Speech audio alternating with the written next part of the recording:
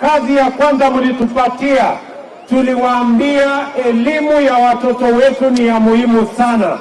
Ni kweli ama si kweli? Na tulikuwa na matatizo ya CBC. Mimi nataka nitangaze nikiwa Nyeri leo. Wewe lete hiyo watu hawasikii, songesha hiyo loudspeaker nyuma. Wale watu wako huko. Hii loudspeaker songesheni hapa mbele kidogo, wananchi hawasikii. Wewe bure kabisa.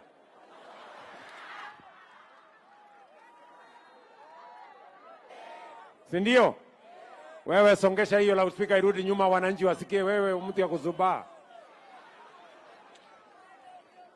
Ya, kuna watu hapa wananisumbua. Tumekubaliana? So tulikubaliana tunataka watoto wetu wasome. CBC ilikuwa na shida. Mimi natangazia nyinyi volume, ongeza volume, wananchi wanasema hawasikii. Wewe songesha gari nyuma kidogo, wananchi wasikie maneno. Mnataka kusikia maneno? Sauti ya msikii. Ongeza sauti.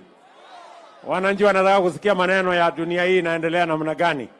Na wananchi wa hapa wamesema hawataki maandamano. Na wamesema hawataki handshake. Na wamesema hawataki nusu mkate. Si ndio? Si ndio? So tumekubaliana ya kwamba watoto wetu watasoma. Si namna hiyo? Na tuliwaambia tutatatua matatizo ya CBC.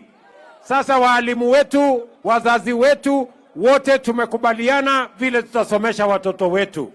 Na kwa miezi 8 tumeajiri walimu wapya 56,000 Kenya. Ndio watoto wetu waweze kusomeshwa shuleni.